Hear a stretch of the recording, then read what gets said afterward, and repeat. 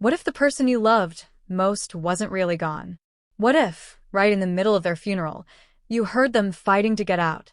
Picture this: a small church in a quiet town, sunlight filtering through stained glass, flowers everywhere, the smell of lilies thick in the air.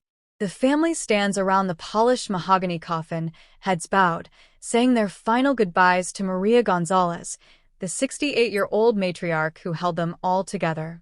She had been sick for months, heart trouble, the doctor said, and when she finally slipped away, everyone accepted it. Dr. Vargas signed the certificate. The funeral home prepared her. Carlos, her only son, made every arrangement himself because that's what you do when you're the rock of the family. But during that quiet service, something impossible happened. Before we continue with this video, please like, subscribe, and turn on the notification bell for updates. The priest, Father Ramon, was halfway through the final blessing when a faint sound cut through the silence. Tap, tap, tap. Soft, like fingernails on wood. At first, no one reacted. Maybe the building's settling. Maybe imagination playing tricks in grief. Then it came again, louder, more deliberate. Knock, knock, knock. Heads turned, eyes widened. Sophia, Carlos's wife, grabbed his arm so hard her nails dug in. Elena, Maria's dramatic younger sister, let out a sharp gasp and crossed herself. "It's her," she whispered. "It's Maria." The priest stopped mid-sentence. The entire room froze. The coffin lid seemed to tremble, just slightly, as if something or someone inside was pushing.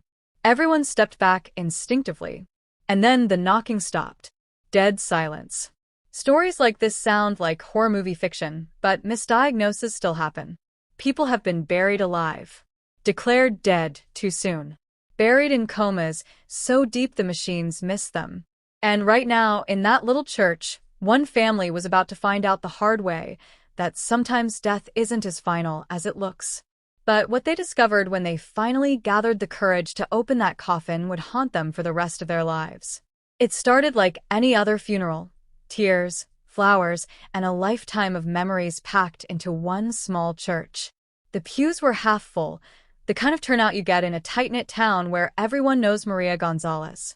She was the woman who cooked for the whole neighborhood after storms, who raised Carlos alone after his father left, who never missed a birthday or a scolding when you needed one. At 68, she looked peaceful in that white satin lining, hands folded, rosary beads wrapped around her fingers. Dr. Vargas had been gentle but firm when he declared her gone 3 days earlier. No pulse. No respiration. "I'm sorry." Carlos nodded like he understood, even though his chest felt caved in. Now here they were. Sophia stood beside her husband, one hand on his elbow, the other clutching a crumpled tissue. She kept glancing at the coffin, frowning like something didn't sit right. Elena, Maria's younger sister by 4 years and twice as loud, dabbed her eyes dramatically and muttered prayers under her breath. Father Ramon's voice rolled through the space, calm and practiced, reading the commendation. Have you ever stood at a graveside, or in this case, inside a church, and felt that tiny voice in your gut whisper, "This isn't over"? I have. And so did they. The priest lifted his hands for the final blessing. Everyone bowed their heads. Then it happened. A single tap. Soft. Almost polite. Tap, tap, tap. The sound came from inside the coffin. Sophia's head snapped up first. Carlos froze mid-breath. Elena's hand flew to her mouth. Father Ramon's voice faltered on the word eternal. For 3 long seconds, nobody moved. Then it came again. Louder. More insistent. Knock. Knock. Knock. The entire room seemed to shrink. Sophia whispered, "Carlos," but he couldn't answer. His eyes were locked on the polished wood. Elena took a step forward, then stopped, as if afraid the floor would open under her. Father Ramon lowered his hands slowly. "Perhaps the building's settling," he said, but his voice cracked on the last word. No one believed him. The knocks paused. Everyone held their breath. And then 3 sharp, frantic bangs. Like someone inside was pounding with everything they had. Screams erupted. Someone in the back row dropped their program. Sophia clutched Carlos so hard he winced.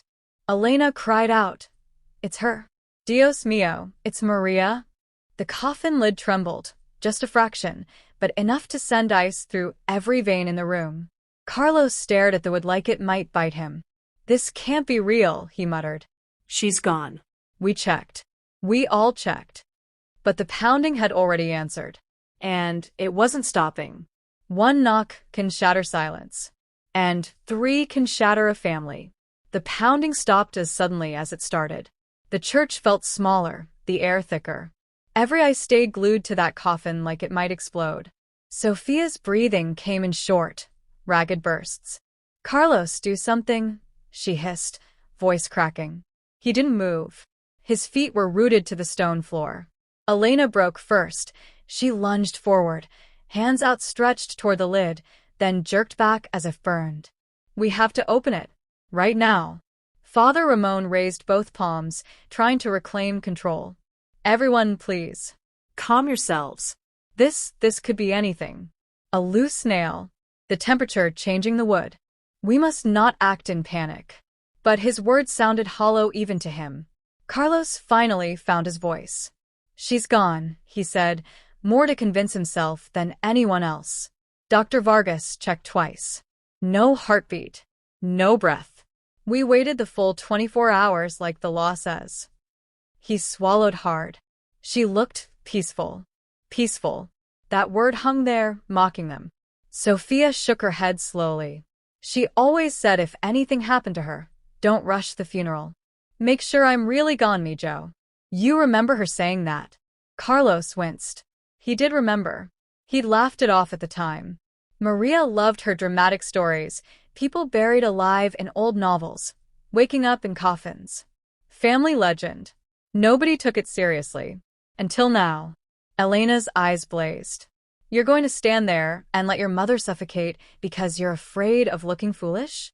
Her voice rose, sharp enough to cut glass. "If this is nothing, we apologize to the dead. If it's something, God forgive us if we do nothing."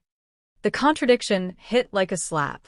The same people who'd wept for Maria's soul were now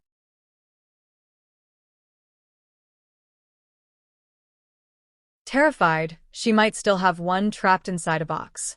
Someone in the back whispered, "I've read about this. Catalepsy. People fall into states so deep doctors miss it. It's rare, but it happens." Carlos shot a glare over his shoulder. "Don't." But the seed was planted. The silence stretched.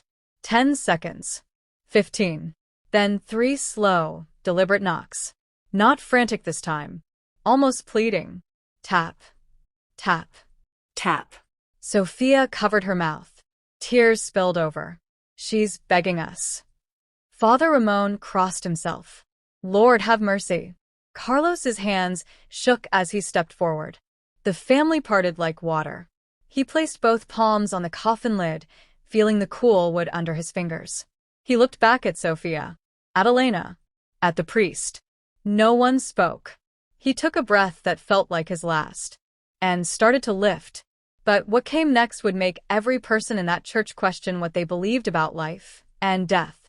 Panic spread like wildfire through that little church. Was this a miracle, or the start of a nightmare no one could wake from? The moment Carlos's hands touched the coffin lid, the room held its breath. Sophia stepped closer, her face pale, eyes wide with something between hope and terror. Elena hovered right behind, muttering frantic prayers in Spanish. Father Ramon stood frozen, Bible still open in his hands, looking like he'd aged 10 years in 10 seconds. "Careful," Sophia whispered. "If we're wrong." Carlos didn't answer. He gripped the edges harder. The wood felt heavier than it should. Or maybe that was just his heart slamming against his ribs. He lifted. The lid creaked, slow, reluctant, like it didn't want to give up its secret. Light spilled inside. Everyone leaned forward at once. Maria's face looked exactly as it had during the viewing. Eyes closed. Lips slightly parted. Skin waxy under the church lights. Nothing moved. Sophia let out a shaky exhale. "See?" It was nothing. Just grief playing tricks. Elena's shoulders slumped. I swear I heard. Then it happened. A tiny flutter. Maria's eyelids twitched. Once. Twice. Gasps ripped through the room like gunshots. Her chest rose, shallow, barely there, but unmistakable. Carlos stumbled back. Mom, her fingers, those same fingers that used to pinch his cheek when he was little, curled slightly. A weak, rasping sound escaped her throat. Not words. Just air. Desperate air. Father Ramon dropped his Bible. It hit the floor with a thud that echoed. Sophia screamed, short, sharp, pure shock. Elena rushed forward, hands flying to Maria's face. She's alive. She's alive. Chaos exploded. People shouting. Someone ran for the door yelling for help. Others pressed in closer, phones already out, recording because that's what people do now even when the world is ending. Carlos couldn't move. He stared down at his mother's face, his mother, who'd been declared dead, dressed for burial, prayed over, and watched her eyes finally open. Cloudy at first. Confused. Then focusing. On him. She tried to speak. Her lips moved, cracked and dry. No sound came out at first. Then one hoarse word scraped free. Water. The single word hit harder than any knock. But as the family crowded around, crying and laughing and calling for paramedics, Maria's gaze shifted past Carlos. To the back of the church.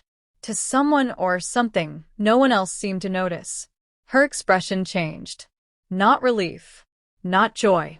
Fear. Pure, raw fear. And in that moment, everyone realized this wasn't the end of the horror. It was only the beginning. The moment the coffin opened, time stopped.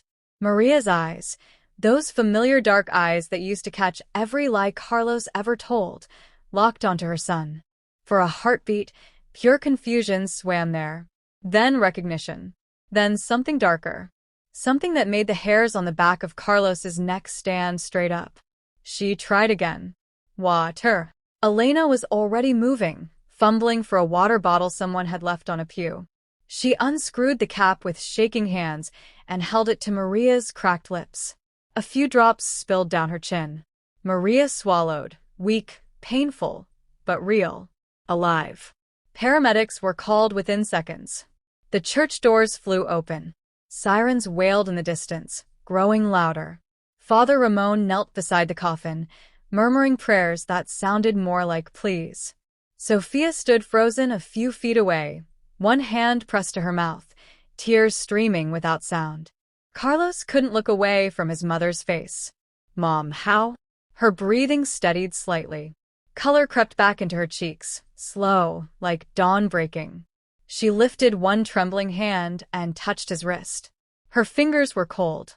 Too cold for someone who'd just come back from the dead. The family clustered closer. Joy clashed with terror in every face. Elena laughed through sobs. It's a miracle. A miracle, Sophia whispered. We almost buried her alive. That word, alive, hung heavy. Because if she was alive now, what had the last 3 days been? A coma? A catalepsy attack, so deep even the stethoscope lied? Doctors miss it sometimes. Rare, yes, but documented. People wake up in morgues. In coffins. In graves. Carlos felt sick. He'd signed the papers.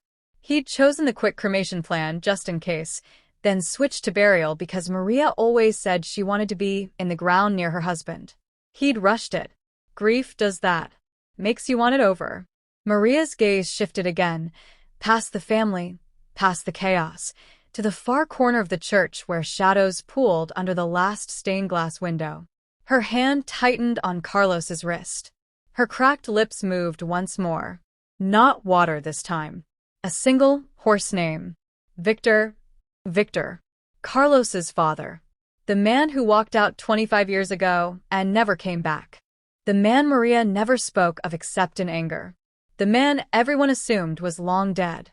Her eyes widened. Fear sharpened into something close to panic. She tried to sit up. The effort cost her. Her body shook, weak from days of stillness, but she forced it. Her voice rasped out, barely audible over the approaching sirens.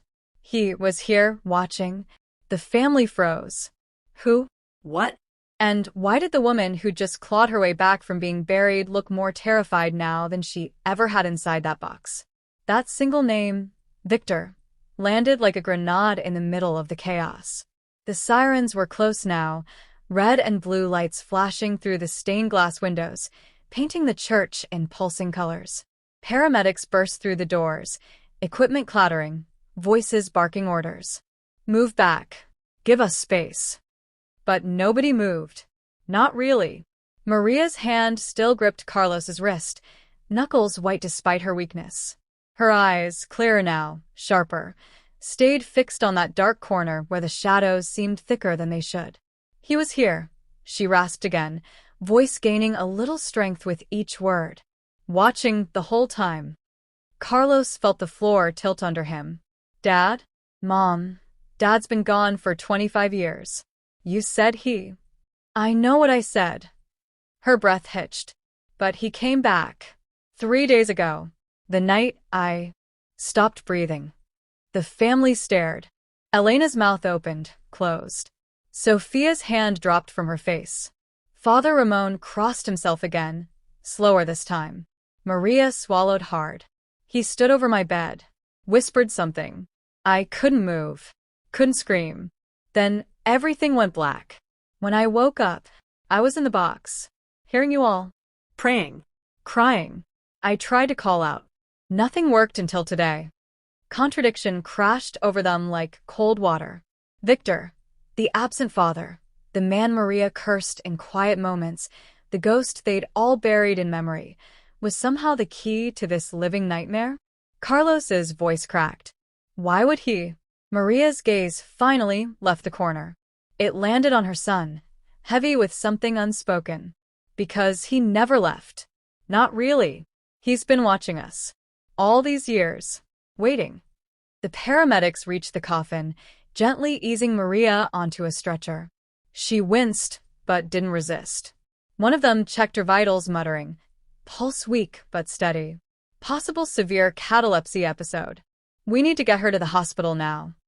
As they wheeled her toward the doors, Maria lifted her head just enough to look back at Carlos one last time. Her lips moved. No sound at first. Then, barely audible over the commotion. He's still here and he's not finished. The church doors swung shut behind the stretcher. Sirens faded into the distance. But in the sudden quiet that followed, every person left standing felt it, the prickling certainty that someone unseen was still watching from the shadows. And whatever Victor wanted, it wasn't over.